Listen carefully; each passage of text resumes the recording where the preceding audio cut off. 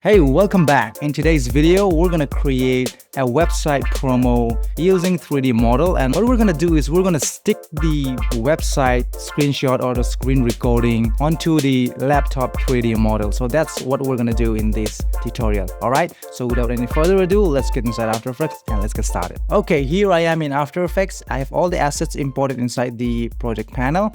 And by the way, I'm using this 3D model from Sketchfab, and I'm also going to use HDR image for the lighting.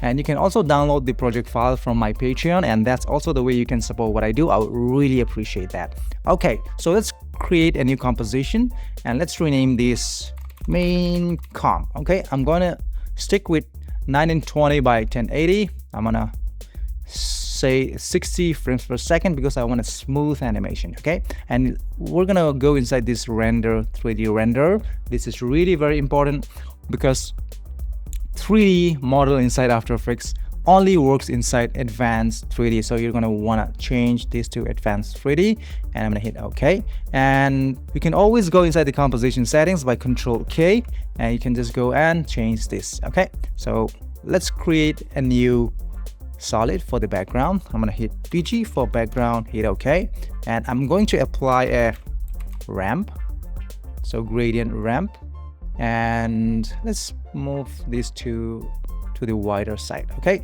so let's keep that for now, and let's go inside the project panel, and I'm gonna import the Apple MacBook model just on top of the BG layer, and this will pop out. Just click on this make comp size and I'm gonna hit OK. So you'll have this. All right, so let's go and hit S on the keyboard, selecting on the 3D model, and we're gonna scale it up. Okay, scale it up, and you can hold down Shift and hit R to bring up the orientation or the rotation values. And we're gonna rotate the X rotation. Okay, so we're gonna move this down somewhere here. Okay, and we're gonna want to scale the model a little bit down like that. So we're gonna animate the X rotation to be something like this. Okay, so that's how we're gonna do it. But first we're gonna fix the screen, and then we're gonna work with the animation. Okay, so what I'm gonna do is I'm just going to reset everything, and I'm just going to hit S and scale it up something like this, and hit hit R, and I'm going to rotate it to something like this and reposition the 3D model, and I'm just going to scale it up. I'm just trying to find the right spot for the screen so that I can place my website screenshot over the screen. Okay, so that's what I'm gonna try to do here. So I'm just gonna try to make it like this. All right, and if I go inside two views, you can see here you have the left view, the top view. You want to go inside the left view, and we're going to try to align to make this straight. So hit Control R on the keyboard and bring up the rulers. You can see that it's almost straight, but I think we're good with that. Okay, so what we're gonna do is import this screenshot. Just drag and drop it inside the timeline, and you can just turn off the two views for now to avoid some confusions. All right, so this is what we have for this screenshot. I'm going to scale it up to fit the screen and reposition it something like this. Okay, and I'm just going to reframe this to something like this. All right, something like this. And I'm going to pre-compose this, Control Shift and C, and I'm just going to write this website screen. Okay, I'm just going to hit move all attributes, hit OK, and make this a 3D. So once you make that a 3D, you're going to want to align this layer on top of the laptop screen. So how do we find the exact position? So this is where the views come in handy. So go to two views and go to the left view. You can see where exactly the screen is and where exactly the website layer is. Okay, so we're gonna move this to the Z axis. You can see the screen here. So we're gonna not worry about the look. We're just going to try to find the exact position of the screen and the rotation. We don't want this screen to be overlapping on top of the 3D model, okay? So we're gonna try to adjust the screen. You can just look here, and I think we're close. Maybe that's about it. I'm just gonna move it up on top. If you find this video helpful so far, be sure to hit the subscribe button. And if you want to master After Effects and land high-paying clients, sign up for my new After Effects course. I'll be releasing it very soon.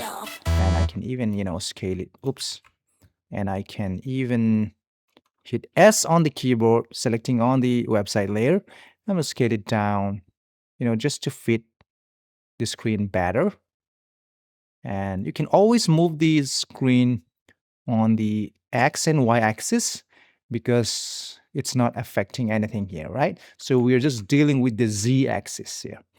Okay, so once you are happy with that, and I think we're exactly at the same screen position, you can always come back later on and refine it.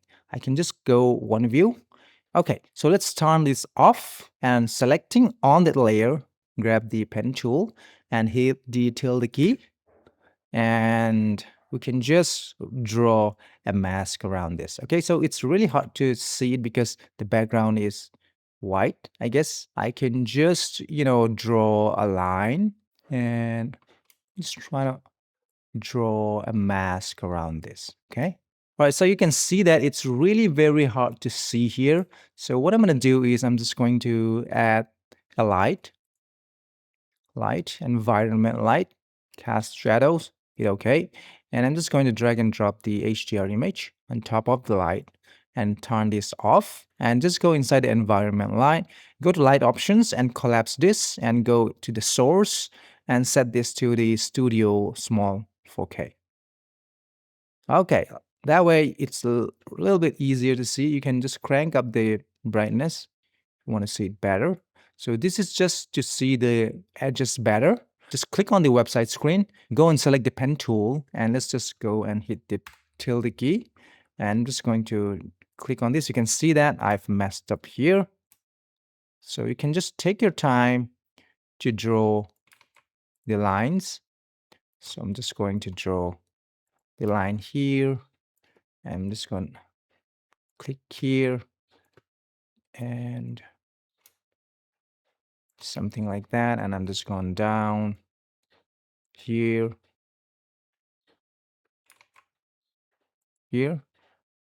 and just go to the corner and just going up here. And I'm just going to close this out. Okay. If you just want to move these handles, you can just hold down Alt and you can, move only this. So I'm just going to hold down Alt and move this. And you can always adjust this. Okay. All right. I think I'm happy with the mask. And I'm just going to hit the tilde key to exit that. And I can just turn on the website layer. And you can see that it looks really clean. You can hit F to feather it, maybe 2 pixels. You can just hide the mask by clicking on this icon. You can see we need a little bit of feather, I think 5 pixels. Yep, I think that's nice. And I'm just going inside the light again. I'm just going to crank down this to 100. Okay, so yep, I'm just going to turn off the environment light so that we can work faster. All right, now that we have that screen in place, we're going to parent the website screen to the MacBook layer. Okay, and if you go inside the MacBook layer, go to the transform and or you can just click on R to bring up the rotation. You can see that it's right there. Okay, hit S, Shift S on the keyboard. We're gonna scale it down a touch, Shift P on the keyboard to bring up the position. And I'm just gonna move this up. And I'm just gonna set a keyframe for the position and X, Y, and Z, okay? I'm just gonna set a keyframe for all this. So I'm just gonna scrub through the timeline and move forward, and I'm just gonna move the values of the x-axis to something like this, and I'm just going to bring down the position somewhere around here, and I'm just going to rotate on the not y, I'm going to rotate on the z-axis to something like this, or maybe I will just change the x-axis to somewhere around here. And if you scrub through the timeline, you can see it's really looking great. So it's coming there and right there, but it stops here, right? So it stops suddenly. I really don't want that. I would just want to have a subtle, rotation on the model to make the animation look more, smooth, and it adds life to the animation. Okay, what I'm gonna do is I'm just going to continue the rotation animation with the help of a 3D camera. Okay, so I'm just gonna create a new camera, and I'm just stick with 50 mil, and I'm gonna create a new null object, make it a 3D, and I'm just going inside two views again. And I'm going to go to the first frame here. I think the null object is exactly somewhere here. Yeah, I think that's fine. I'm just going to go to the one view again, and I'm just going to parent the camera to the null. And if I play it back, I will just select the 3D model, hit U to bring up the keyframes. I'm just going to easy ease this, F9 for easy ease, go to the graph. And by the way, I'm just using speed graph, and I'm just going to tweak the graph to something like this.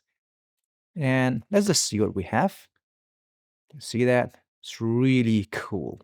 But the problem is it stops there. So I just want to continue a subtle movement, right? So I'm just going to start the camera animation before this keyframe. Click on the null, hit R, and I'm just going to play with this rotation. Okay, so I'm just going to set a keyframe for the X. I'm just going to scrub to the timeline and something like that. Okay, gonna select all these keyframes, F9, and let's just see what we have. Bam. And then slowly it's still moving. You can see that it's really smooth now. And let's just turn on the background. And I think the background is a little bit too flat. So I'm just going to go inside the effects and controls. And I'm just going to pick the color for the end color to the color of the laptop. See that? It's really looking nice. And the top one to, let's just try to find the highlights, or just go, maybe I'm just going to pick this color. Just pick this color. All right, so it's much better now. So the final thing we need to fix now is the screen itself. So you can see it's all messed up. You can just go inside the website screen comp, and we're going to scale this down. Okay, hit S and scale this down. And let's just go back to the main comp, and you can see it's covered up now. And what we're going to do now is we're going to animate the position, hit P, set a keyframe, go to the last, and I'm just going to move this up, slowly. So this is what I have. And if you turn on the motion blur for this, it's going to look more nice. Just go back to the main comp. And right now, if you play it back, you can see that you have a moving screen. All right, so one more thing I would also add is the text animation, which is really cool that I've added in the original example. So before we move on, I just want to just go and click on the model, hit U, and go to the last keyframe. And I'm just going to try to move the position up a little bit so that it ends somewhere around here, and we have a little bit of room for the text. So maybe I would like to move it a little bit more to the top, and it reveals it there.